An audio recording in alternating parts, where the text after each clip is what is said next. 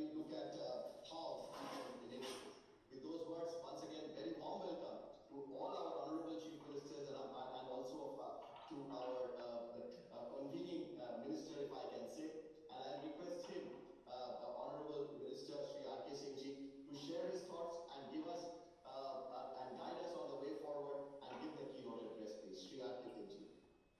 बहुत धन्यवाद आचार्य जी, हमारे रूपाणी जी, माननीय मुख्यमंत्री गुजरात, जयराम ठाकुर जी, माननीय मुख्यमंत्री हिमाचल प्रदेश, शिवराज जी, माननीय मुख्यमंत्री मध्य प्रदेश, अशोक गहलोत जी, माननीय मुख्यमंत्री राजस्थान, योगी आदित्यनाथ जी, माननीय मुख्यमंत्री उत्तर प्रदेश, राधाकृष्ण माथुर जी, माननीय उपराज्यपाल लद्दाख, विप्लव देव भी हम लोग को ज्वाइन करने वाले हैं, मेरे साथ प्रेजेंट में ज्वाइन कर लेंगे, उनका मैं स्वागत करता हूँ।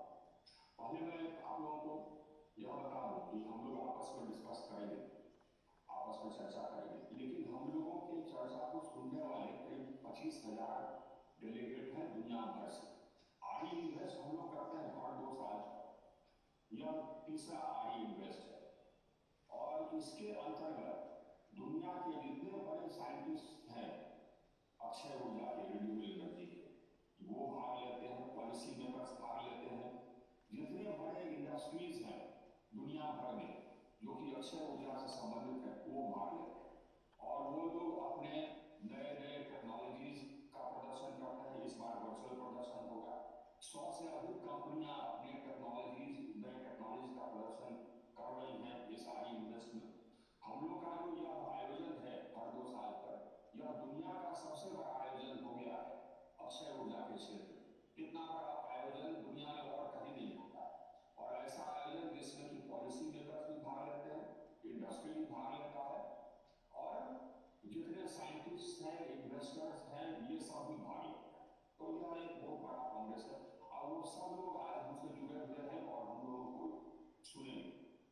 कल इसका उद्घाटन हो, माननीय प्रधानमंत्री जी ने उसका उद्घाटन किया।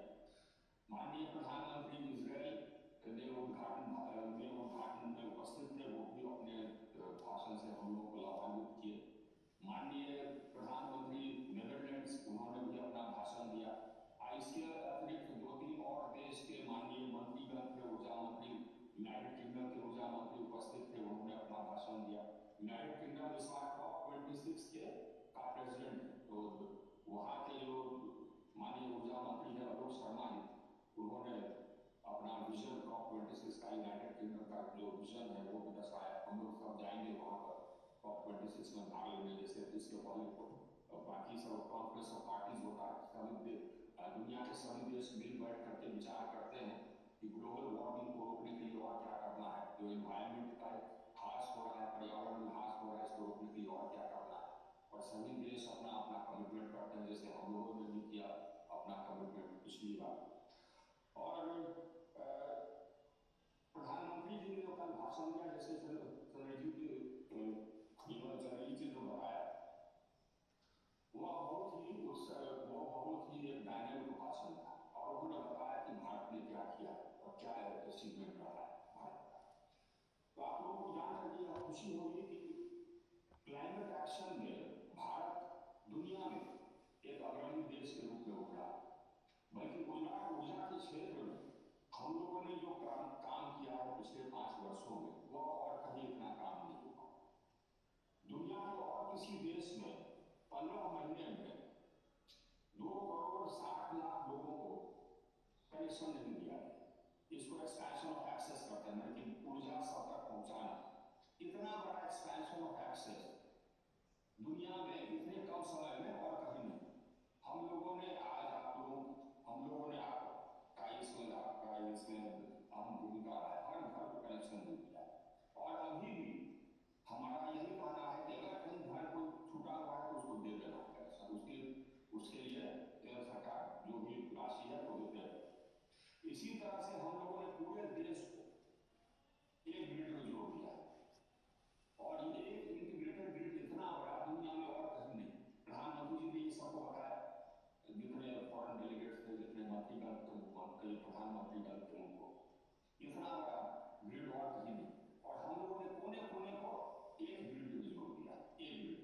जहां जहां ग्रिड कमजोर है वहां पर हम और ग्रिड स्टेशन बढ़ा रहे हैं विभिन्न राज्यों, ताकि आपको सेंट्रल ग्रिड से या आपको मतलब देश के किसी भी कोने में ग्रिड से ऊर्जा लेने में कहीं कोई कठिनाई नहीं है। 5 साल पहले हम लोग सिर्फ 33,000 मेगावाट एक कोने से दूसरे कोने तक ट्रांसफर कर सकते थे। आज हम 1 लाख मेगावाट देश के एक कोने से दूसरे कोने तक ट्रांसफर कर सकते हैं। और अभी हमने विराम नहीं रखा, अब और भी कहीं कोई कोना होगा जहां पर कि बिजली पहुंचने में कठिनाई है तो उसको हम सुधारेंगे। सिर्फ हम लोग की जानकारी रहने की जरूरत है। हालांकि हमारा जो नेटवर्क है वो रिव्यू करते रहता है कि कहाँ कहाँ कंजेशन है, उसको हटाने के लिए हम लोग कनेक्शन देते हैं, ग्रिड का एक्सपेंशन करते रहते हैं। इसी तरह से दुनिया में जो सबसे बड़ा सवाल आज जिसका कॉन्फ्रेंस है वो सवाल है एनवायरमेंट का। दुनिया में विचार विमर्श करके यह तय किया, जितने भी साइंटिस्ट उन्होंने कहा कि हम लोगों को जो ग्लोबल वार्मिंग उसको सीमित करना है 2% तक, नहीं तो प्रलय आ जाएगा। जितने आइलैंड कंट्रीज हैं सब ओशन में समुद्र में विलीन हो जाए और फ्लडिंग हो जाएगा। और इसके लिए विभिन्न कंट्रीज ने विभिन्न देशों ने अपना कमिटमेंट किया कि हम ये करेंगे, हम ये करेंगे, हम ये करेंगे। तो हमने जो कमिटमेंट किया, भारत ने जो कमिटमेंट किया, हम लोगों ने जो कमिटमेंट किया, हमको आज बताते हुए और प्रधानमंत्री को कल बताते हुए ये आप सुने होंगे कि किस तरह से हम लोग अपने कमिटमेंट से आगे मोटा मोटी हम बता सकते हैं।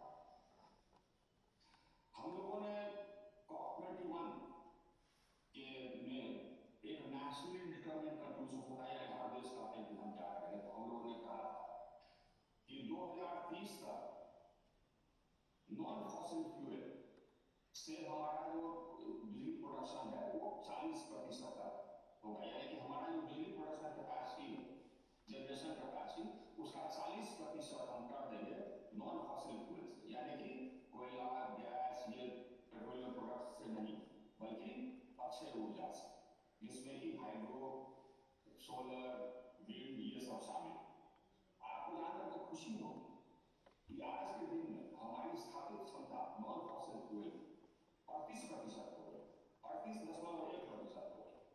तो हम ये जो हम लोगों ने कमिटमेंट किया था कि 2030 तक करेंगे 40%, वो हम मेरे ख्याल से अगले साल या अभी से 2022 तक पूरा, और 2030 तक जो हम लोग का ये अनुमान है कि हमारा नॉन फॉसिल फ्यूल से यानी कि अक्षय ऊर्जा स्रोतों से ऊर्जा उत्पादन 64% ऊर्जा उत्पादन क्षमता 64% तक पहुंच जाए। इतना तेजी से ये हम लोग नहीं कर सकते। ये दुनिया के जितने बड़े सर्वे करने वाले और इस प्रकार के थिंकर्स हैं और जो इसका इसमें रिसर्च वगैरह करते हैं, जैसे ब्लूमबर्ग वगैरह इंटरनेशनल एजेंसी, उनका कहना है कि जिस गति से हम रिन्यूएबल एनर्जी के में अक्षय ऊर्जा में बढ़ोतरी कर रहे हैं, उस गति से किसी और देश में बढ़ोतरी नहीं होगी।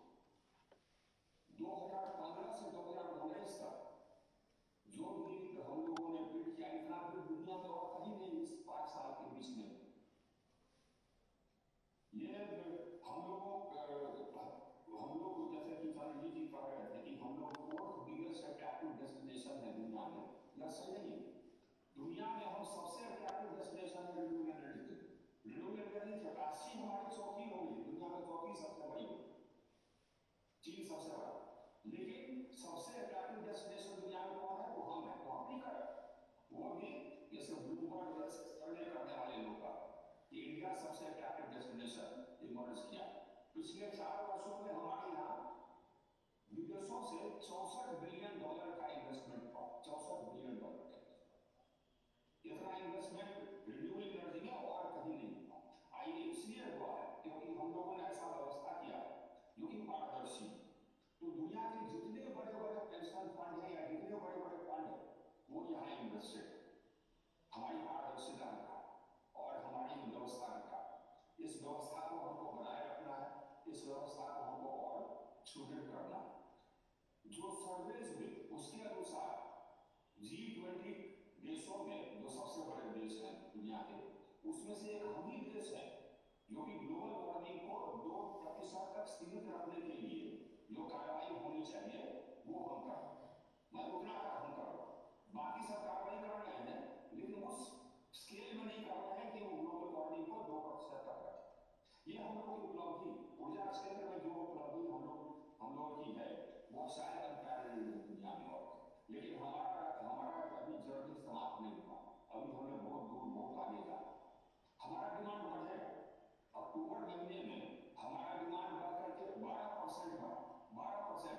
और सोचिए ये कोविड का डिमांड, इसका अर्थ यह है कि हमारा इकोनॉमी पर चल पड़ा, हमारी अर्थव्यवस्था चल पड़ी। आइए 12% डिमांड इसलिए नहीं बढ़ा क्योंकि हम लोगों ने 2 करोड़, अब 2 करोड़ 80 लाख घर हो गए, कि 2 करोड़ 80 लाख घरों को हम लोगों ने बिजली दिया। यह देने का काम तो हम अक्टूबर 19 से पहले कर चुके थे। यह हुआ है इसलिए हमारा कंजम्पशन बढ़ा है, तो डोमेस्टिक कंजम्पशन बढ़ाएंगे, लेकिन हमारा बिजनेस कंजम्पशन नहीं बढ़ा, तो हमारी अर्थव्यवस्था चल पड़ी। तो हमको और डिमांड मीट करने की जरूरत है। जो कह रहे हैं कि हमारे पास सरप्लस कैपेसिटी है, वो यह नहीं जान रहे हैं कि हम कहाँ जा रहे हैं, लेकिन हम अपनी जा ही रहे हैं, क्योंकि आज भी दुनिया में ऊर्जा खपत में, पर कैपिटा ऊर्जा खपत में हम ये दुनिया के एवरेज से 1/3 है, हमको 3 गुना होना। तो अभी हमारे ऊर्जा क्षेत्र में जैसे संजीव जी ने कहा कि बहुत एक्सपेंशन होना है, आइए आवश्यक है, एक्सपेंशन नहीं होगा। इस एक्सपेंशन का मतलब है कि हमारे लोगों का स्टैंडर्ड ऑफ लिविंग बढ़ रहा है। ये ऊर्जा का खपत हमारे लोगों के स्टैंडर्ड ऑफ लिविंग को दर्शाता है, और दुनिया भर में यह एक इंडेक्स है कि स्टैंडर्ड ऑफ लिविंग का क्या है। तो हमारा स्टैंडर्ड ऑफ लिविंग बढ़ेगा, तब इसका मतलब कि हमारा ऊर्जा खपत बढ़ रहा है, इसका मतलब हमारा स्टैंडर्ड ऑफ लिविंग बढ़ रहा है, तो हमारा ऊर्जा खपत तो बढ़ेगा। इसके लिए हमको व्यवस्था करनी है। और गुड न्यूज यह कि आज renewable energy, fossil fuel based energy, यानी कोयला से जो ऊर्जा बनाते हैं या गैस से जो ऊर्जा बनाते हैं, उससे सस्ता हो। जो पिछला बिल आया, वैभव जी आपको बहुत बहुत बधाई। ये राजस्थान के लिए सिटी ने बिल किया था, वो 2 रुपये प्रति यूनिट आया, 2 रुपये प्रति यूनिट, लेकिन यह बॉटम नहीं है, अभी और नीचे जाएगा, इसलिए कि टेक्नोलॉजी में विकास हो रहा है।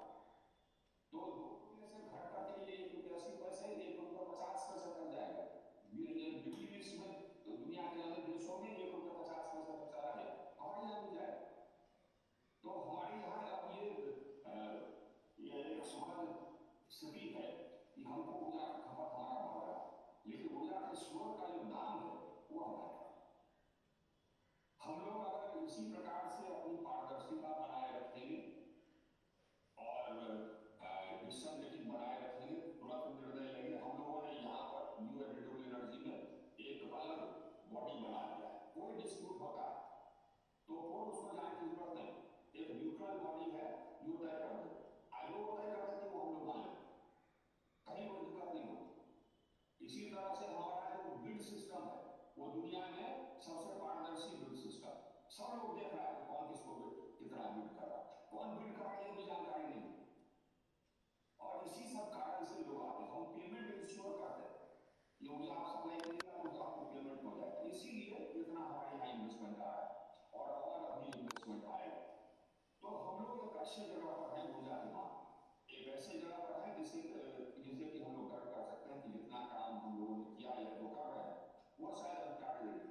क्योंकि हम बड़े देश हैं तो जो भी काम हम करते हैं उसका स्केल बहुत बड़ा होता है, लेकिन उसके बावजूद जो हम कर रहे हैं वो शायद अनपैरेलल्ड है। जिस रेट से हम ग्रो कर रहे हैं वो अनपैरेलल्ड, और यह आवश्यक है क्योंकि अब समय आ गया है भारत, यह समय है भारत का, यह समय है हमें आगे आने, तो हम लोग सब मिलकर के आएंगे। और ये सब बिना आपके ये संभव नहीं, और बिना आपके ये संभव होता नहीं। यह संभव इसलिए हुआ है, हम हर घर तक बिजली इसलिए पहुंचा पाए क्योंकि आप इसमें हमारे साथ, और आप इसमें लगे, मेन एक्टर्स आप, हम लोग को निमित्त। तो हम लोग आपसे सुनना चाहेंगे, हम ही लोग नहीं और भी लोग हम लोगों से जुड़े हुए हैं, जो दुनिया भर से लोग आए हैं, साइंटिस्ट हैं, इन्वेस्टर्स हैं, इंडस्ट्री है, दुनिया के बड़े बड़े कंपनीज के सीईओज, उनका एक अलग सेशन होगा, तो वो लोग भी आए हैं, वो सब लोग जुड़े हुए हैं। तो हम सब लोग सुनना चाहेंगे कि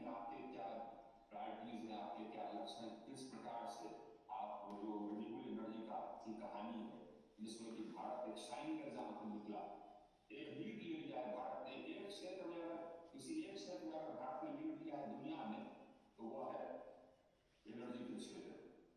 और एनर्जी के टाइम इसको कहते हैं एनर्जी ट्रांजिशन, एनर्जी ट्रांजिशन के इसके।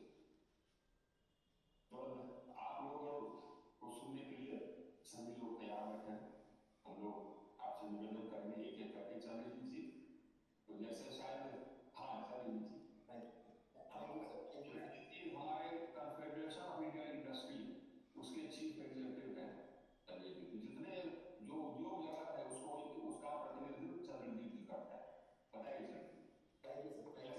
चंद्रजीत जी को सुना, ये लोग हमारा उद्योग जगत भी जो हम लोग के पॉलिसी फ्रेमवर्क है उससे संतुष्ट है, लेकिन ये कहने की आवश्यकता नहीं है चंद्र जी, अगर आपको कोई सुधार की जरूरत हो तो जरूर बोले, हम लोग फ्रैंक है। और हम तो एकदम बिल्कुल फ्रैंक है, ब्लड है, जो होगा एकदम साफ कर देते हैं। तो इसलिए कोई कठिनाई हो तो वो भी बोल दे, हमको ये ओपन डिस्कशन है।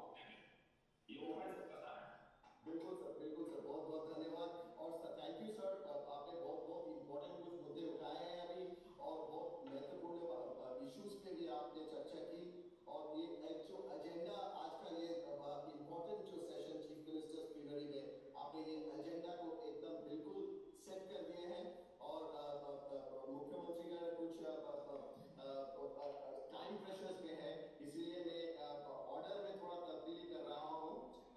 पहले विनती करना चाहता हूँ हमारे ऑनरेबल चीफ मिनिस्टर गुजरात से श्री विजय रूपानी जी को, उनका भाषण पेश करें।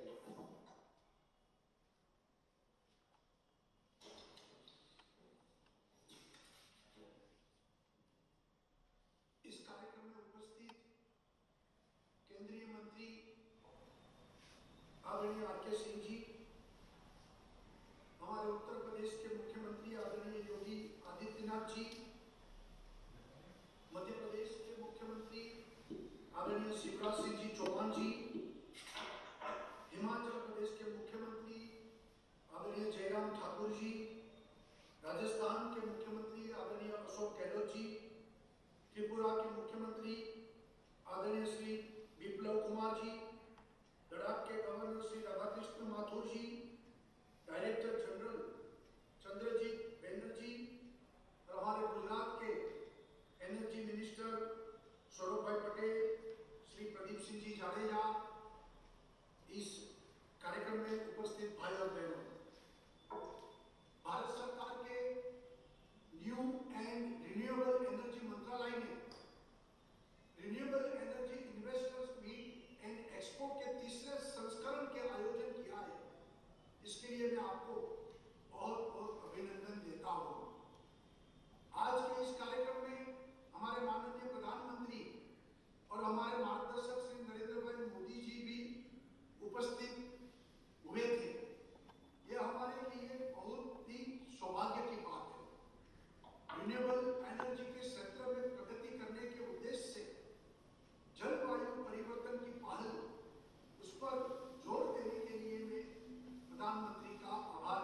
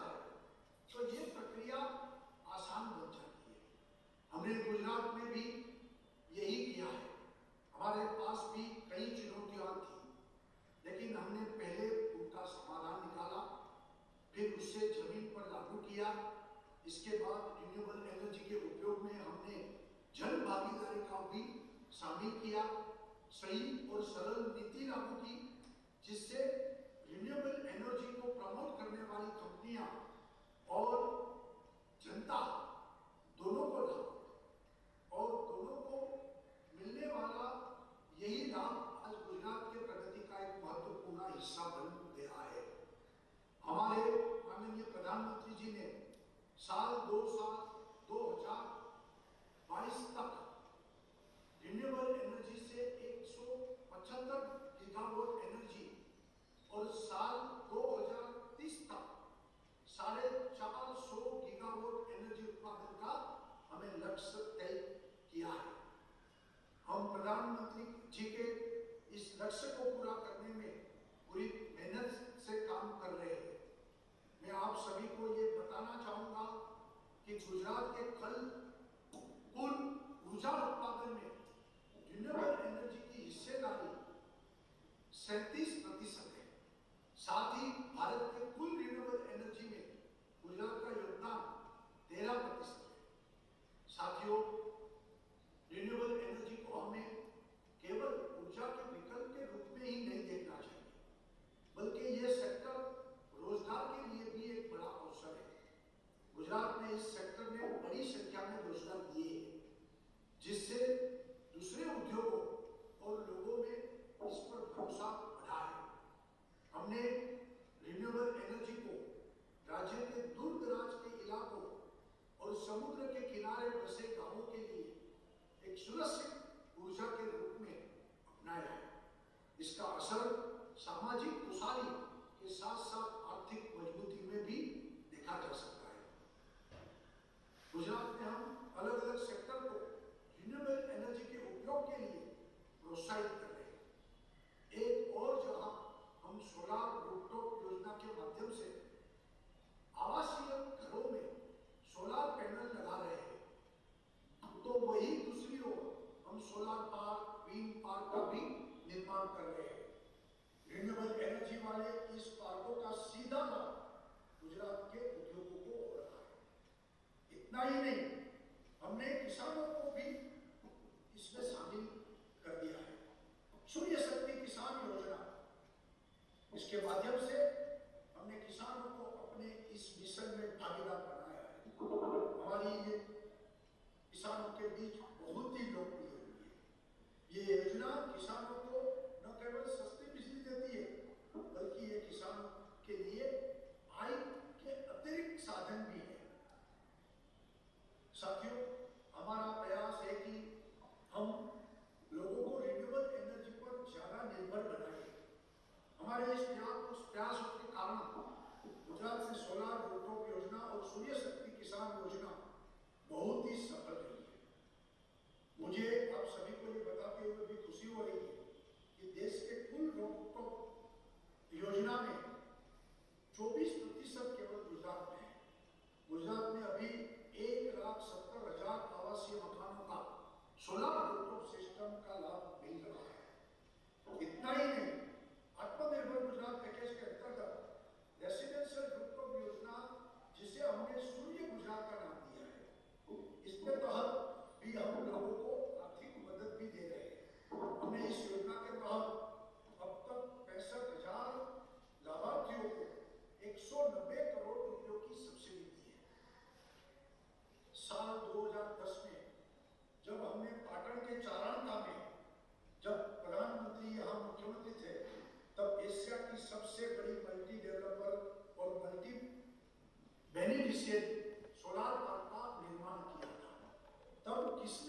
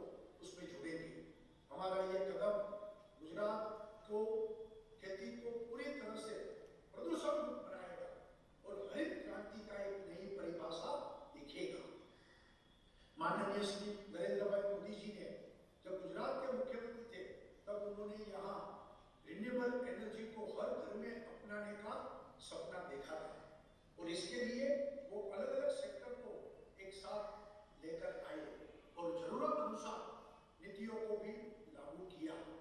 आज हम श्री नरेंद्र भाई मोदी जी के मार्गदर्शन में रिन्यूएबल एनर्जी सेक्टर को गुजरात में एक नई दिशा से काम कर रहे हैं। मेरा मानना है कि हमारी सरकार द्वारा उठाए गए हाल ही की कुछ महत्वपूर्ण कदम रिन्यूएबल एनर्जी को लेकर देखे गए हमारे सपने को पूरा करने में जरूर मददगार साबित होंगे। गुजरात के पास रिन्यूएबल एनर्जी सेक्टर में एक मजबूत इंफ्रास्ट्रक्चर मौजूद है। मुझे पूरा विश्वास है कि हम अपने इस मजबूत इंफ्रास्ट्रक्चर में 2030 तक रिन्यूएबल एनर्जी सेक्टर में 65 से अधिक गीगावाट की क्षमता को हासिल करेंगे। प्रकृति के साथ चलना हमारी संस्कृति रही है और रिन्यूएबल एनर्जी को पूरी तरह से उपयोग में लाना एक तरफ से प्रकृति का संभालने के जिम्मा ही है। हमारा उद्देश्य है कि आने वाले समय में ऊर्जा की अधिकतर मांग को हम रिन्यूएबल एनर्जी से पूरा करेंगे। गुजरात ने तय किया है अब हम कोई कोल बेस्ड एनर्जी प्लांट नहीं लगाएंगे। हमने प्रतिबंधित किया है और हम एनर्जी रिन्यूएबल एनर्जी के साथ ही आगे बढ़ने वाले हैं। मेरा मानना है कि हमारे देश ही वो एकलौता देश है कि जो विश्व को सोलर पावर का एहसास करा सकता है। हमारा पूरा प्रयास रहेगा कि गुजरात का इसमें योगदान सबसे अधिक हो। आज के इस अवसर पर मैं ये आशा करता हूँ कि यह कार्यक्रम रिन्यूएबल एनर्जी में उसके संबंधित हमारे उद्देश्यों को एक साथ ही एक दिशा में आगे लेकर जाएगा और जल्दी ही भारत को रिन्यूएबल एनर्जी का उत्पादक और उपयोगिता में सरताज के रूप में स्थापित करेंगे। बहुत बहुत धन्यवाद। जय जय गरवी गुजरात। जय हिंद। धन्यवाद sir, thank you very much sir.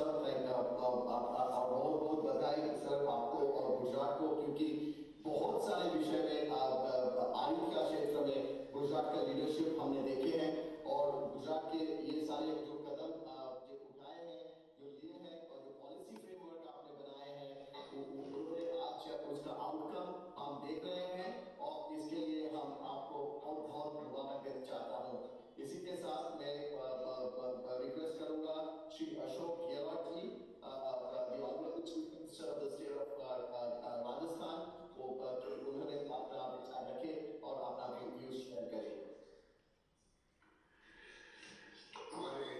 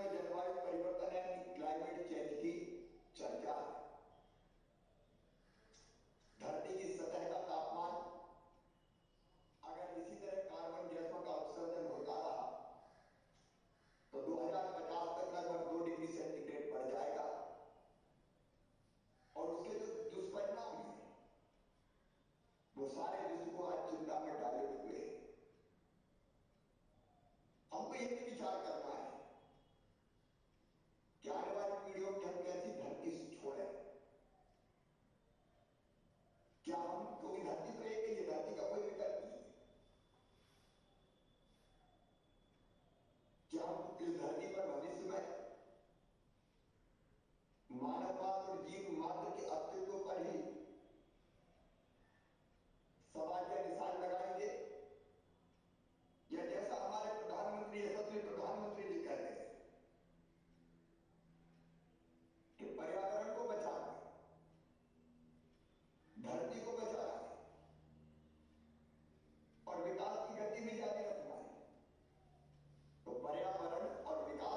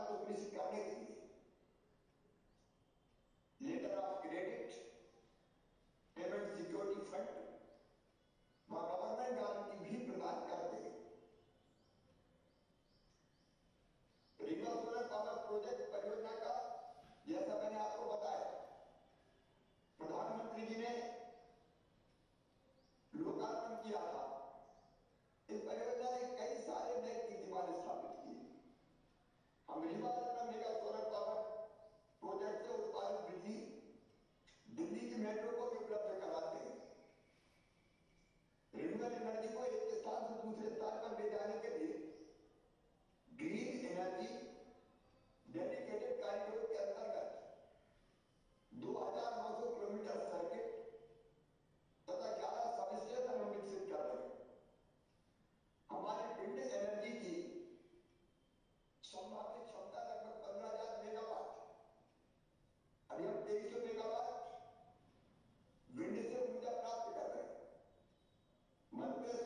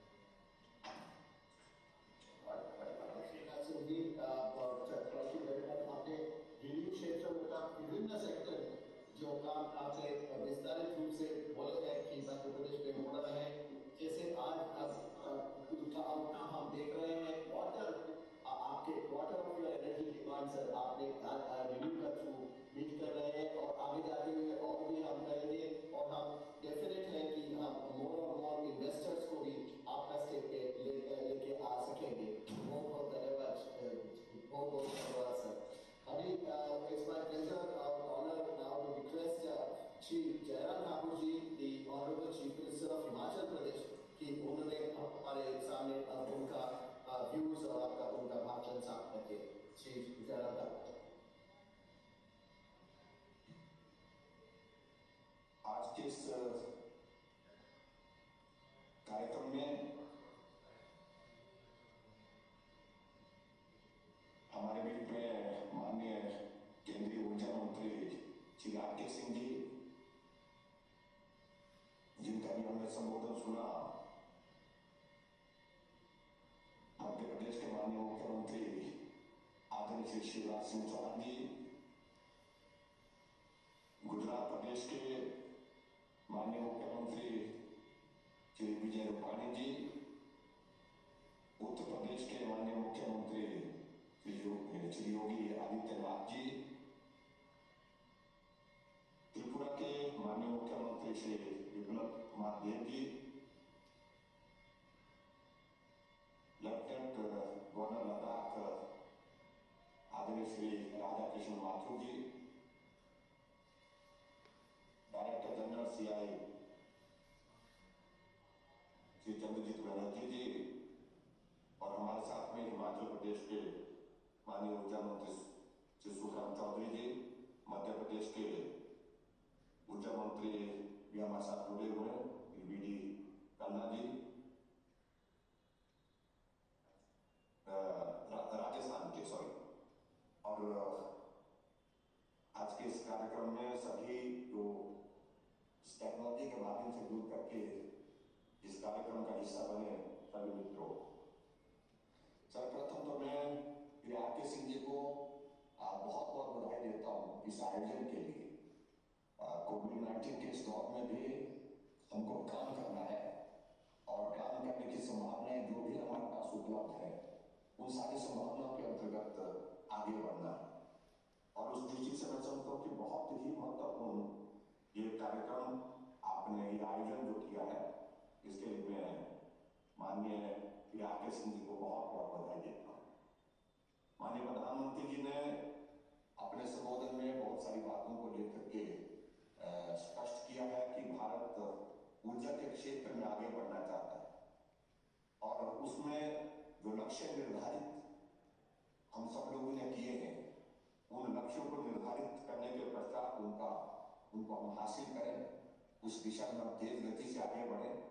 और उस दृष्टि से बहुत मुझे लगता है कि बहुत सारे गर्भित भाषणों का जो पिछले कल सुनने को अवसर लोगों को मिला है, और विशेष तौर से जहां तक हिमाचल प्रदेश की बात है, हमारा प्रदेश बहुत छोटा प्रदेश है और छोटे इस प्रदेश में भी हम ऊर्जा के क्षेत्र में जो संभव बन पा रहा है, हम उसको बेहतर ढंग से करने की कोशिश कर रहे हैं। हिमाचल प्रदेश में मुझे इस बात की प्रसन्नता है कि जो हमारी जो दोहन योजना जो हमारी यहाँ पर हिमाचल प्रदेश में जो उसको हम हार्नेस करने के लिए एक लक्ष्य निर्धारित किए हैं, 24,000 मेगावाट का हमारा जो लक्ष्य है, उसको हासिल करने के लिए हम आगे बढ़ रहे हैं। और मुझे इस बात की भी प्रसन्नता है कि अभी तक हमने लगभग 20,912 मेगावाट की योजनाओं का आवंटन हमने कर दिया है।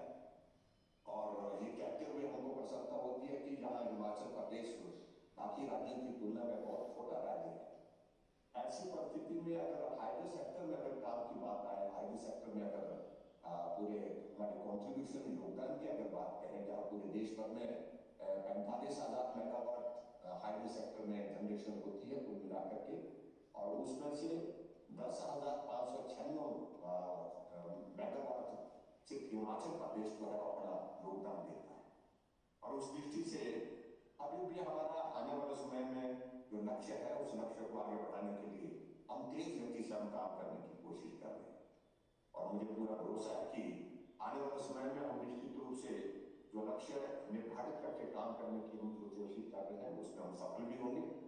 हम सोच रहे हैं कि आने वाले 10 साल का अगर हम जिक्र करें, 10 सालों का अगर हम जिक्र करें, तो जहां आज हमारी 10,900 मेगावाट के लगभग जो हमारी हाइड्रो सेक्टर में हमारी जनरेशन है, और इसको हम दुगना करने के लिए यानी कि 10,000 मेगावाट और जो है आने वाले 10 साल में हमारा लक्ष्य है, इस लक्ष्य को हासिल करने के लिए हम काम कर रहे हैं। मुझे इस बात को लेकर के भी प्रसन्नता है कि पहले जो 25 मेगावाट तक के जितने भी हमारे हाइड्रो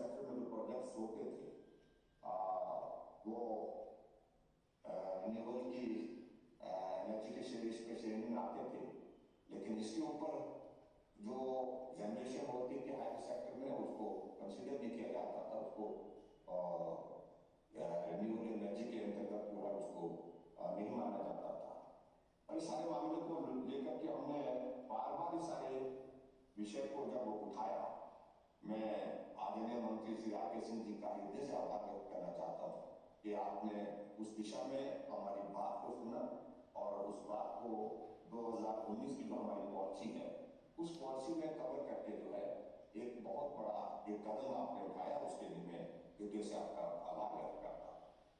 मैं 2-3 पॉइंट्स को लेकर के जरूर आपके बीच में बात करना चाहूंगा। जहां तक ग्रीन गौशाला की बात, जो हमने कुछ बातों को लेकर के सोचा है, ग्रीन गौशाला राज्य में जो हमारे जो गौशाले हैं उनको ग्रीन गौशाला का स्वरूप हम देने की हम कोशिश कर रहे हैं और इसके अंतर्गत गौशाला ऊर्जा की दृष्टि से पूर्णतः ग्रीन और आत्मनिर्भर बायोगैस की आधुनिकतम तकनीक का उसमें हम प्रयोग करना चाहते हैं और उसके साथ ऊर्जा का सृजन किया जाएगा। ये भी हमने सारी चीज को लेकर के विचार किया है और कई स्थान जहां सोलर पावर को जो है ग्रिड कनेक्टिविटी देकर आय का स्रोत भी इसमें हमारे लिए संभव होगा, जिससे हमको आय मिलेगी और इसमें जहां भी आपके विभाग से सहयोग की अपेक्षा होगी वो पॉइंट्स जो हम निकाल करके आपसे विशेष तौर से अलग से हम बात कर लेंगे, वो आपको ध्यान में लाएंगे और मुझे पूरा भरोसा है कि उसमें आप हमको मदद करेंगे। जहां 2019 की पॉलिसी में जो हाइड्रो सेक्टर में आपने जो न्यू एनर्जी के अंतर्गत जो है वो बड़े प्रोजेक्ट्स को उसमें शामिल किया है, उसमें जो एक चीज जो लगती है मुझे, जो हमारी छूटी हुई है, जिसको लेकर के हमको अभी आपसे निवेदन करना है, जो हाइड्रो पावर ऑब्लिगेशन का जो एक विषय है उसको मुझे लगता है कि अगर उसके लिए हम आगे बढ़ करके काम करें तो उसके बहुत बड़े लाभ है। इसके अतिरिक्त तीसरा पॉइंट मेरा जो आपके ध्यान में मैं लाना चाहता हूं,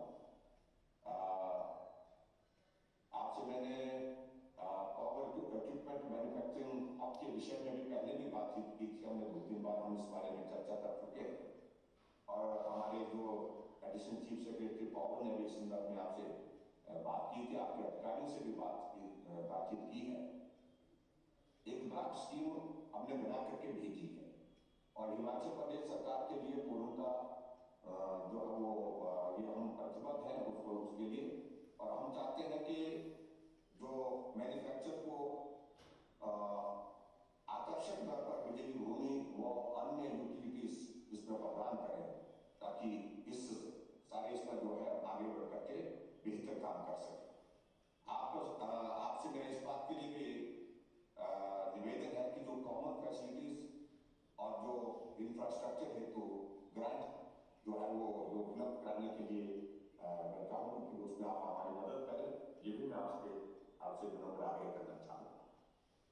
इसके अतिरिक्त अगले पॉइंट पर मुझे आपसे विशेष तौर से आग्रह करना है कि जो हमारे ऐसे क्षेत्र हैं जहां पावर इवैक्यूएशन में हमको कठिनाई आ रही है, जहां हम चाहते हैं कि बहुत बड़ा हमारे पास जो स्कोप है वहां पर हाइडल सेक्टर में भी और उसके साथ साथ में रिन्यूएबल सेक्टर में भी, और उसमें मैं चाहूंगा कि उसमें हमको आप किस प्रकार से मदद करें और ये मैं जिक्र करना चाहता हूं।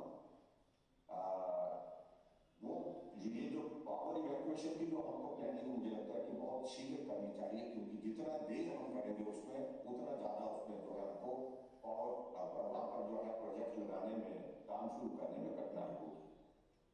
इन दोनों में लगभग जो जहां जिसका मैं जिक्र कर रहा हूँ, लगभग 6000 मेगावाट रिन्यूएबल एनर्जी का जो हमारे पास पोटेंशियल है और एक चिनाब नदी का जो बेसिन है जहां हमने SJVN, NTPC और NHPC को प्रोजेक्ट आवंटित कर दिए हैं और इस सिलसिले में मैं पहले भी मेरा निवेदन किया है, जो पावर ग्रिड कॉर्पोरेशन को अगर आप निर्देश दें, आदेश दें कि वे इवैक्यूएशन के लिए सर्वे इन्वेस्टिगेशन प्लानिंग प्रारंभ करें ताकि इवैक्यूएशन का अलाइनमेंट वो मार्ग चिन्हित किया जा सके।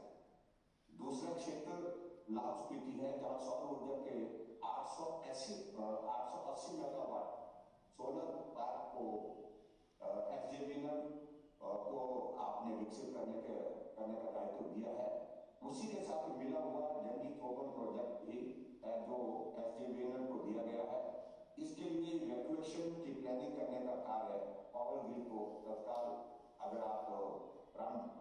करने के लिए कहें तो मैं समझता हूँ कि उससे बहुत बड़ा लाभ होगा। हमने ये जो चेनाब नदी पर जो हमारे जो ये प्रोजेक्ट्स हैं लगभग 3000 मेगावाट के टोटल प्रोजेक्ट जो है वो अलॉट किए हैं, चाहे वो एसजेवीएनएल है, एमटीपीसी है, चाहे वो एनएचपीसी है, और बहुत बड़ा पोटेंशियल है वहां पर। लेकिन सबसे बड़ी मुश्किल बात है कि इवैक्यूएशन, क्योंकि हाई एल्टीट्यूड पर है और बर्फ पड़ती है, पहाड़ बहुत ऊंचे हैं, तो उस तरह से दोनों तरफ से जहां से भी इसके 2-3 इसकी ऑप्शन हो सकती है जिन जहां से भी प्रॉपर इवैक्यूएशन का हमारा इसमें रास्ता निकल सकता है, उसको मुझे लगता है कि बहुत जल्दी हमको करना चाहिए, ताकि जैसे ही अगर ये कॉन्सेप्ट क्लियर हो जाए कि कहां से इवैक्यूएशन होना है, ये सुनिश्चित हो जाए, तो हम तुरंत जो है इन प्रोजेक्ट्स पर तेज गति से अपने काम को शुरू कर सकते हैं। इसके अतिरिक्त हमारे प्रदेश में पानी घाटी एक ऐसा क्षेत्र है जहां ग्रिड कनेक्टिविटी और लोकल स्तर पर लाइन बिछाकर हम ऊर्जा वितरित कर रहे हैं। यह क्षेत्र दुर्गम व कटक रहता है, बहुत कठिन है, ट्राइबल का इलाका है हमारा, ये हमारे प्रदेश का। इस बजट में हमने यहाँ रहने वाले परिवारों में से 1000 परिवारों को 250 वाट के जो सौर संयंत्र प्रत्येक परिवार के हिसाब से दिए हैं, क्योंकि वहां पर जब बर्फ पड़ जाती है बिजली की सप्लाई वहां पर अवरुद्ध हो जाती है, और ऐसे में हमको ये सब करना पड़ा। हमने आपसे आग्रह किया है कि आप के सहयोग से हम सभी परिवारों को यह सुविधा प्रदान करना चाहते हैं। हम चाहते हैं कि ये सुविधा हर घर तक पहुंचाए, हर परिवार तक पहुंचाए, और उसके लिए कृपया अगले वित्तीय वर्ष में इस पर विचार करें, और उसमें जो मदद जिस रूप में आप हमको दे सकते हैं वो मदद हम आपसे उस मदद की हम आपसे अपेक्षा करते हैं। इसके अतिरिक्त मैं यह भी आप सभी के ध्यान में लाना चाहूंगा कि हिमाचल प्रदेश में बायोमास का अनंत भंडार है, बहुत बड़ा हमारे पास यहाँ पर स्कोप है हिमाचल प्रदेश में। चाहे वे पाइन नीडल हो, चाहे वो लंटाना हो, प्रत्येक वर्ष लाखों टन बायोमास हमारे जंगलों में होता है। ऊर्जा के लिए इसके दोहन का एक छोटा प्रयास हमने पाइन नीडल बेस्ड ब्रिकेट्स उद्योग के लिए जो हमने वो किया है। इसके अतिरिक्त हम जो हमारा जो बायोमास स्कीम बनाने की दिशा में भी हम प्रयासरत हैं, ये भी एक नया हम प्रयत्न कर रहे हैं हिमाचल प्रदेश में। ये जो मुझे लगता है कि ये प्रमुख बिंदु थे हमारे जो आपके ध्यान में लाने के थे, और पर्टिकुलरली मैं माननीय केंद्रीय मंत्री आर.के. सिंह जी से इस बात की निवेदन करना चाहूंगी। छोटे पॉइंट्स हैं, और लेकिन ये नए इनिशिएटिव्स हैं, नए सोच के साथ ये कुछ चीजें हैं जहाँ हम काम करना चाहते हैं हिमाचल प्रदेश में। उसमें हमको जिस रूप में आप मदद कर सकते हैं वो आप मदद करें। और मैं आज की इस कार्यक्रम को के आयोजन के लिए जो पिछले कल से हमारा शुरू हुआ है, उसके लिए मैं आपको एक बार पुनः बधाई देता हूँ, और मैं उम्मीद करता हूँ कि आने वाले समय में निश्चित रूप से ऐसे आयोजन के माध्यम से जब हम हिमाचल प्रदेश की अगर हम बात करें, वहाँ आप सबके साथ बातचीत करने के बाद हमारे लिए भी बहुत सारे जो नए इनिशिएटिव लेने के लिए आगे संभावनाएं जो जिस दिशा में है उनको हम लेने की परिस्थिति में हो पाते हैं। और एक बार फिर से इस आयोजन के लिए मैं बहुत बहुत बधाई देता हूँ। बहुत बहुत धन्यवाद। नमस्कार। नमस्कार, धन्यवाद सर, धन्यवाद मुख्यमंत्री जी। और आपको बधाई भी हम देना चाहता हूँ क्योंकि ताकि आप वो हिल स्टेट्स में से एक हिल स्टेट है जो 100% offer power from renewable sources, primary hydro power से ड्रॉ करते हैं। So thank you very much sir, thanks for your vision, thanks for your presentation sir. It's now my pleasure and honour, मैं निवेदन करना चाहता हूँ Shri Yogi Adityanath ji, honourable chief minister of the state of Uttar Pradesh, कि आप हमको आपका भाषण देके हम आपका स्टेट के बारे में आप जो हो रहा है कर रहे हैं, बहुत प्रोग्रेस जो हम देख रहे हैं रिन्यूएबल एनर्जी के ऊपर, उसके ऊपर आपका विचार और आपका भाषण सर। थर्ड ग्लोबल आदि इन्वेस्ट कि आज के इस कार्यक्रम में उपस्थित केंद्रीय ऊर्जा मंत्री माननीय श्री R.K. सिंह जी, मध्य प्रदेश के माननीय मुख्यमंत्री श्री शिवराज सिंह चौहान जी, गुजरात के माननीय मुख्यमंत्री श्री विजय रूपाणी जी, हिमाचल प्रदेश के माननीय मुख्यमंत्री श्री जयराम ठाकुर जी, राजस्थान के माननीय मुख्यमंत्री श्री अशोक गहलोत जी, त्रिपुरा के माननीय मुख्यमंत्री श्री बिप्लब कुमार देव जी, लद्दाख के लेफ्टिनेंट गवर्नर श्रीमान राधा कृष्ण माथुर जी, DGCII श्री चंद्रजीत बनर्जी, आज के इस ग्लोबल RE इन्वेस्ट 2020 के इस CM समिट में उपस्थित सभी इन्वेस्टर्स, उपस्थित महानुभाव और इस क्षेत्र के विशेषज्ञगण, मैं आप सबका हृदय से अभिनंदन करता हूं। हम सब इस बात से पूरी तरह सहमत हैं कि ऊर्जा की खपत और उसका उत्पादन ये विकास का एक मुख्य आधार है। ऊर्जा का उपभोग कृषि, उद्योग, ट्रांसपोर्ट, रोजगार सृजन आदि सभी महत्वपूर्ण क्षेत्रों में इसकी उपयोगिता है। उत्तर प्रदेश मानव शक्ति और भौगोलिक रूप से देश के अग्रणी राज्यों में है, जिसके कारण विकास और औद्योगिकीकरण में अक्षय ऊर्जा स्रोतों के माध्यम से बड़े पैमाने पर ऊर्जा उत्पादन, विशेषकर सोलर एनर्जी और बायोफ्यूल एनर्जी की जो असीमित संभावनाएं प्रदेश के अंदर हैं, उन सभी संभावनाओं के प्रति अपनी पूरी प्रतिबद्धता को व्यक्त करता है। इसी भाव को लेकर के प्रदेश ने सौर ऊर्जा से संबंधित विद्युत उत्पादन में निजी भागीदारी को बढ़ावा दिए जाने के उद्देश्य से अपनी पॉलिसी 2017 में प्रख्यापित की थी। प्रदेश सरकार की इस नीति के अंतर्गत थर्ड पार्टी विक्रय के लिए ओपन एक्सेस की सुविधा प्रदेश सरकार ने उपलब्ध कराई है।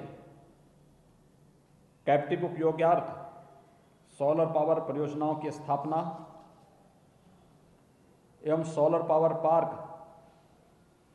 जिसमें एक साथ कई सौर पावर परियोजनाओं की स्थापना की जा सकती है, के विकास का भी प्रावधान प्रदेश सरकार ने रखा है। नीति के अंतर्गत सन 2022 तक 10,700 मेगावाट क्षमता की सौर विद्युत परियोजनाओं के अधिष्ठान का लक्ष्य निर्धारित किया गया है, जिसमें 6,400 मेगावाट यूटिलिटी स्केल सौर विद्युत परियोजनाओं का, 4,300 megawatt rooftop solar power plant की स्थापना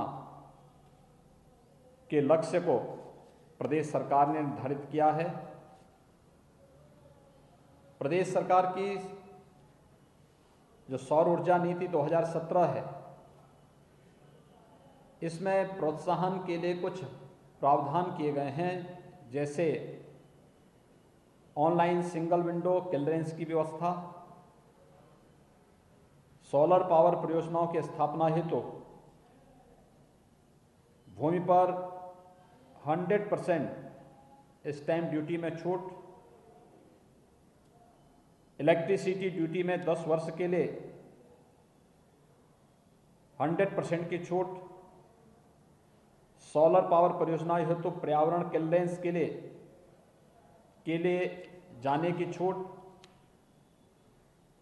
थर्ड पार्टी को पावर सेल अनुमन्य किया गया है, जिसमें पावर सेल पर इंट्रा स्टेट में व्हीलिंग ट्रांसमिशन चार्जेस पर 50% तथा इंटर स्टेट पर 100% की छूट दिए जाने का प्रावधान भी हमारी इस पॉलिसी के अंतर्गत है।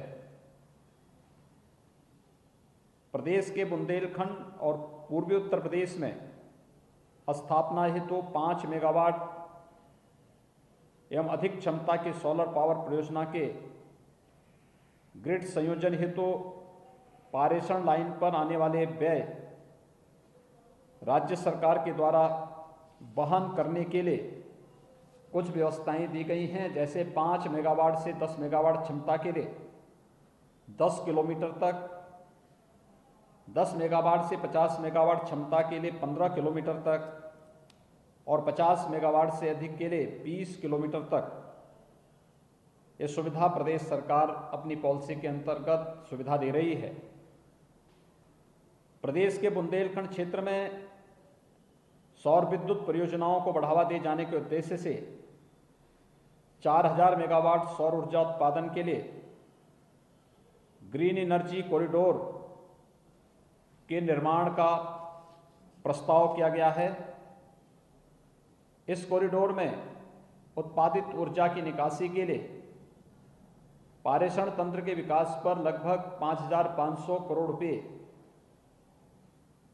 व्यय करने की संभावना है।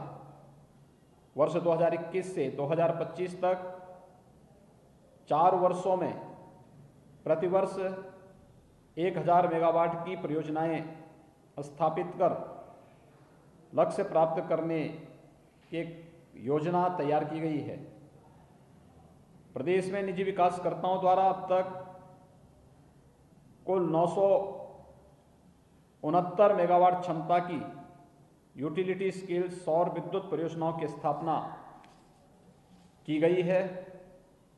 सौर ऊर्जा नीति के अंतर्गत आमंत्रित बिडिंग के माध्यम से 1122 मेगावाट क्षमता की सौर पावर परियोजनाओं का आवंटन अब तक किया जा चुका है। इनमें से 500 मेगावाट क्षमता की परियोजनाओं की कमीशनिंग मार्च 2021 तक अपेक्षित है। सौर ऊर्जा नीति के अंतर्गत 535 मेगावाट क्षमता की सौर पावर परियोजनाएं ओपन एक्सेस के अंतर्गत थर्ड पार्टी विक्रय अर्थात कैप्टिव उपयोगार्थ स्थापना हेतु आवंटित की गई, जिनमें से 70 मेगावाट क्षमता की परियोजनाओं की कमीशनिंग हो गई है। अवशेष की कमीशनिंग मार्च 2021 तब अपेक्षित है। ओपन एक्सेस के अंतर्गत थर्ड पार्टी यानी कैप्टिव उपयोगार्थ 900 मेगावाट क्षमता की परियोजनाओं के आवंटन की कार्रवाई यहाँ पर गतिमान है। नवीन एवं नवीकरणीय ऊर्जा मंत्रालय भारत सरकार की ultra mega renewable solar power park योजना के अंतर्गत जनपद जालौन में 1200 मेगावाट क्षमता के सोलर पावर पार्क की स्थापना की एक सैद्धांतिक सहमति MNRE से प्राप्त हो गई है। इस पार्क की स्थापना यूपी नेडा एवं NHPC लिमिटेड की संयुक्त उपक्रम बुंदेलखंड सौर ऊर्जा लिमिटेड द्वारा की जाएगी। नवीन एवं नवीकरणीय ऊर्जा मंत्रालय भारत सरकार द्वारा ultra mega renewable solar power park योजना के अंतर्गत जनपद झांसी में तथा जनपद ललितपुर में 600 मेगावाट क्षमता के सोलर पावर पार्क की स्थापना की एक सैद्धांतिक सहमति भी प्रदान की गई है। इन सोलर पार्क की स्थापना यूपी नेडा और टीसी की लिमिटेड के संयुक्त उपक्रम टिस्को लिमिटेड द्वारा की जाएगी। नवीन एवं नवीनीकरणीय ऊर्जा मंत्रालय भारत सरकार द्वारा कृषकों की आय में बढ़ोतरी के उद्देश्य से प्रधानमंत्री किसान ऊर्जा सुरक्षा एवं उत्थान महाभियान यानी प्रधानमंत्री कुसुम योजना प्रारंभ की गई है। यह एक महत्वाकांक्षी योजना उत्तर प्रदेश में भी संचालित करने की व्यवस्था की गई है। पीएम कुसुम के कंपोनेंट ये के तहत कृषकों द्वारा अपनी अनुपयोगी भूमि पर 500 किलोवाट क्षमता से लेकर अधिकतम 2 मेगावाट क्षमता के सोलर पावर प्लांट स्थापित किए जा सकते हैं। स्थापित सोलर पावर प्लांट का ग्रिड संयोजन 33/11 केवी सब स्टेशन पर किया जाएगा। इस प्रकार चिन्हित सब स्टेशन के 5 किलोमीटर की परिधि में अनुपजाऊ या बंजर भूमि पर सोलर पावर प्लांट की स्थापना कृषकों के द्वारा की जा सकती है। भारत सरकार से 75 मेगावाट क्षमता के लक्ष्य की स्वीकृति प्राप्त हुई है।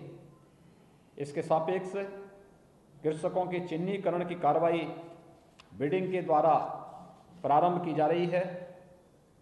MNRE भारत सरकार द्वारा वर्ष 2019-20 में पीएम कुसुम योजना प्रारंभ किया गया है। पीएम कुसुम योजना के कंपोनेंट बी के अंतर्गत भारत सरकार द्वारा 8000 सोलर पंप का लक्ष्य 19-20 के लिए निर्धारित किया गया है और निर्धारित लक्ष्य के सापेक्ष प्रदेश में इसकी स्थापना का कार्य भी युद्ध स्तर पर आगे बढ़ाया गया है। योजना के क्रियान्वयन हेतु शासन द्वारा कृषि विभाग को नोडल विभाग नामित किया गया है। पीएम कुसुम योजना के कंपोनेंट सी के अंतर्गत निजी ग्रिड संयोजित नलकूपों का सौर ऊर्जीकरण करते हुए नेट मीटरिंग के माध्यम से अतिरिक्त सौर ऊर्जा उत्पादन का लाभ देकर कृषकों की आय में वृद्धि का भी प्रावधान है। कृषकगण सिंचाई के उपरांत अतिरिक्त उत्पादित विद्युत का विक्रय राज्य की विद्युत वितरण कंपनी को भी कर सकेंगे। इस योजना के अंतर्गत वर्ष 2022 तक 20,000 निजी नलकूपों का सौर ऊर्जीकरण किया जाना लक्षित है। Grid connected solar rooftop power plant लगाए जाने का प्रावधान भी किया गया है। अब तक प्रदेश में कुल 229 मेगावाट क्षमता के grid connected solar rooftop power plant की स्थापना कराई जा चुकी है। प्रदेश में जैव ऊर्जा प्रोत्साहन कार्यक्रम संचालित किया जा रहा है। इसके अंतर्गत बायोफ्यूल से संबंधित उद्यम की स्थापना पर 15 से 25% वित्तीय उपादान, 10 वर्षों तक SGST की प्रतिपूर्ति तथा भूमि क्रय पर स्टाम्प ड्यूटी में 100% छूट प्रदान की जा रही है। योजना के अंतर्गत अब तक बायोफ्यूल उत्पादन के उपयुक्त 14 प्रस्तावों की स्वीकृति दी जा चुकी है। वाणिज्यिक भवनों में ऊर्जा की बचत और संरक्षण हेतु प्रदेश सरकार द्वारा जुलाई 2018 में ऊर्जा संरक्षण भवन संहिता 2018 की अधिसूचना जारी की गई है। इसी क्रम में ECVC को भवन संहिता में अंगीकार किए जाने हेतु उत्तर प्रदेश आवास विभाग द्वारा जनवरी 19 में एक शासनादेश भी निर्गत किया गया है। इसके अंतर्गत इस संहिता से आच्छादित प्रदेश के सभी सरकारी एवं वाणिज्यिक भवनों का निर्माण ECVC मानकों के अनुरूप ही किया जा रहा है। प्रदेश के विभिन्न विकास खंडों के मुख्य ग्रामीण बाजारों में सार्वजनिक मार्ग प्रकाश व्यवस्था हेतु Pandit Deendayal Upadhyay solar street light योजना प्रदेश के अंदर संचालित की गई है। योजना के अंतर्गत अब तक 25,569 संयंत्रों की स्थापना की जा चुकी है। चालू वित्तीय वर्ष में 7,000 सोलर स्ट्रीट लाइट की स्थापना का लक्ष्य निर्धारित किया गया है।